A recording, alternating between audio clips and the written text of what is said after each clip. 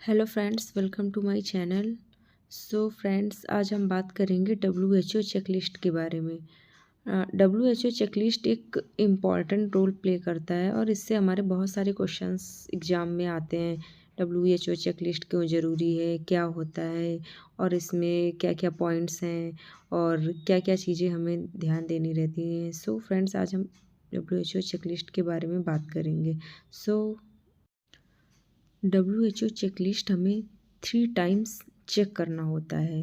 Mainly WHO checklist OT patient के लिए होती है, जिन पेशेंट्स की सर्जरी परफॉर्म करनी होती है। इसमें 3 प्रोसेस मेनली होते हैं: before induction of anaesthesia, before skin incision, before patient leaves operative room. तो इसमें जो पहला प्रोसेस होता है बिफोर इंडक्शन ऑफ एनेस्थीसिया, जिसे हम साइन इन बोलते हैं।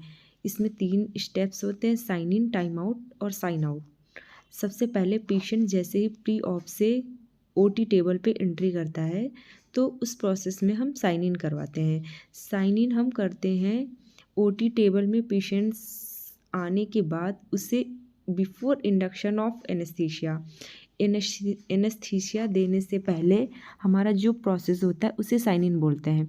और टाइम आउट जो होता है, जब पेशेंट्स इंड्यूस हो जाता है, उसके बाद ड्रेपिंग प्रॉपरली हो जाती है और स्किन इंसिजन देने से पहले हम टाइम आउट कंफर्म करते हैं। After that before patient leaves operating room, जब उसकी सर्जरी कंप्लीट हो जाती है, सारा सब कुछ हो जाता है और पेशेंट्स को ऑपरेशन के बाद OT टेबल छोड़ने से पहले हम साइन आउट करवाते हैं। तो इसमें जो सबसे पहला प्रोसेस होता है साइन इन होता है। साइन इन में हम patients has confirmed identity, site, procedure, consent. सबसे पहले हम चेक करते हैं जो भी पेशेंट्स आया हुआ है उसका नेम क्या है, उसकी किस साइट का प्रोसीजर होना है, प्रोसीजर नेम क्या है, कंसेंट उसका लिया गया है या नहीं लिया गया है, ये सारा सब कुछ हम चेक करते हैं। अगर in case of patients minor है, माइनर मीन्स बिलो 18 ईयर्स है, पेशेंट्स बच्चा है, कोई चाइल्ड है, तो उसमें हम कंसेंट और साइन इन प्रोसेस उसकी मदर या उसका फादर, जो भी उसका अटेंडेंट होगा, उससे हम कंफर्म करवाते हैं, क्योंकि माइनर बेबी को हम नहीं कंसीडर करते हैं। Then after that site marked, applicable, not applicable, कौन सी साइट में होना है operation. Anaesthesia safety check complete करते हैं पूरा। और pulse oximeter on patient and functioning, ये हम एनेस्थीसिया वालों से पूछते हैं कि जो भी पल्स ऑक्सीमीटर लगाया गया है पेशेंट पे, वो फंक्शनिंग है या नहीं है। Does patient have a known allergy, patient को पहले कोई एलर्जी तो नहीं थी, और कोई डिफ़िकल्ट एयरवे या कोई एस्पिरेशन रिस्क है या नहीं है, और रिस्क ऑफ ब्लड लॉस कितना होना है, कितना होने का रिस्क है, ये सारा सब कुछ हम कंफर्म करते हैं। आफ्टर दैट ये साइन इन का प्रोसेस हमारा कंप्लीट होता है। उसके बाद पेशेंट्स को इंड्यूस करते हैं। एनेस्थेटिस्ट जो होते हैं वो पेशेंट को इंड्यूस करते हैं। उसके बाद आता है next process time out. Time out incision देने से पहले हम कंफर्म करवाते हैं कि confirm all team members have introduce themselves by name and role. जो भी वहाँ पे टीम मेंबर्स हैं, सर्जरी परफॉर्म कर रहे हैं, वो अपना नाम बताते हैं कि कौन कौन से टीम मेंबर्स इन्वॉल्व हो रहे हैं। इसमें सर्जन होते हैं, सर्जन के साथ SR और या जो भी असिस्ट करवाते हैं, नर्सिंग ऑफिसर भी होते हैं, एनेस्थेटिस्ट है, सारा बाय नेम हम कंफर्म करते हैं। After that surgeon, anaesthesia professional and nurse will be confirm patient size procedure. इसमें तीनों लोग जो होते हैं, पेशेंट OT टेबल पे आया हुआ है, साइट, प्रोसीजर, सारा हम एक बार फिर से कंफर्म करते हैं।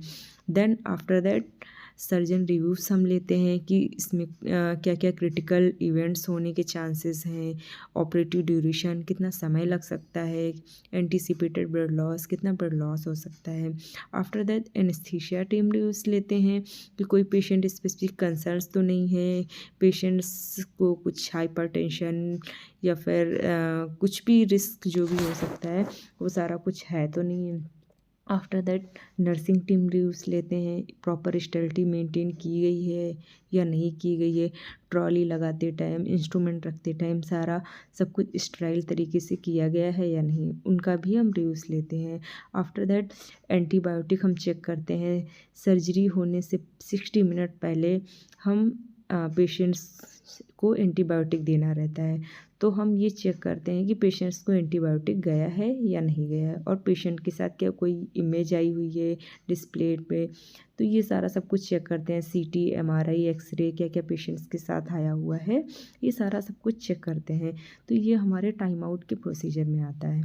टाइम आउट के बाद फिर स्किन इंसिजन दिया जाता है, फिर उसके बाद पूरा सर्जरी परफॉर्म होती है। आफ्टर सर्जरी के बाद में हमारा प्रोसेस आता है साइन आउट। साइन आउट में एक्चुअल में हम क्या करते हैं, nurse will be confirm with the team.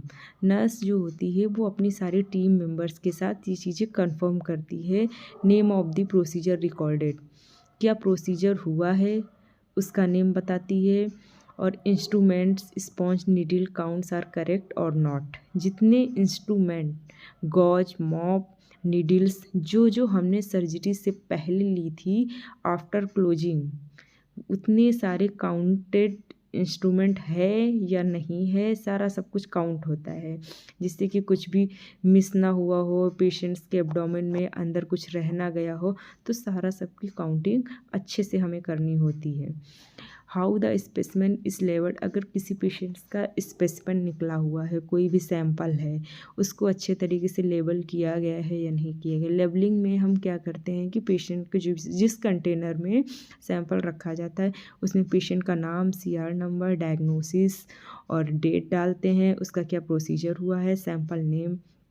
अगर स्पेसिमेन हिस्टोपैथ के लिए जाएगा तो वो फॉर्मेलिन में रखा गया है या नहीं डाला गया, उसमें फॉर्मेलिन में जाता है। Whether there are any equipment problems, कोई इक्विपमेंट प्रॉब्लम्स तो नहीं हुई है बीच में, तो ये सारा सब कुछ हम एसेस करते हैं। ये हमारा साइन आउट में आता है। Surgeon, anaesthesia professional and nurse reviews the key concern for recovery and management. ये सारा सब कुछ प्रोसीजर होने के बाद हम पेशेंट्स को जब ओटी से पोस्ट ऑप या आईसीयू, जैसा भी पेशेंट्स की कंडीशन होती है, सर्जन के अकॉर्डिंग पेशेंट्स को वहाँ पे हम शिफ्ट करते हैं। तो ये हमारा पूरा ओटी का प्रोसेस होता है, जिसमें साइन इन, टाइम आउट और साइन आउट होता है, जिसमें कि टोटल 19 कंपोनेंट होते हैं। और साइन इन में हमारे 7 कंपोनेंट, टाइम आउट में भी 7 कंपोनेंट, और साइन आउट में हमारे टोटल 5 स्टेप्स होते हैं, जो कि हमें सारा सब कुछ ध्यान देना रहता है। ओटी में एक्चुअल प्रोसीजर में क्या होता है, सर्जरी में मेनली सबसे मोस्ट इम्पॉर्टेंट रोल होता है कि जिस पेशेंट की सर्जरी हो रही है वो पेशेंट्स है या नहीं है, और उसकी किस साइड की, लेफ़्ट साइड की, राइट साइड की सर्जरी है, किस साइड की है, ये सारा सब कुछ हम एसेस करते हैं। ट्रॉली लगाते हैं तो इंस्ट्रूमेंट की काउंटिंग जो कि प्रॉपरली ध्यान देनी है, कितना मैंने क्या क्या लिया है, कितने गॉज यूज किए हैं, कितने मॉप यूज किए हैं, और कितने इंस्ट्रूमेंट, इनकी प्रॉपर काउंटिंग होती है। आफ्टर सर्जरी भी हम रीचेक करते हैं, जिससे कि कुछ अगर पेशेंट्स के अंदर कुछ रह ना गया हो और जो कि बाद में इन्फेक्शन कॉज करे या अनेक कॉम्प्लिकेशन करे। सो इन सब चीज़ों को हमें अच्छे से ध्यान देना है। सो गाइस, ये WHO चेकलिस्ट के बारे में इतना ही। आई होप कि आप अच्छे से समझे होंगे। So thank you so much, मिलते हैं नेक्स्ट वीडियो में।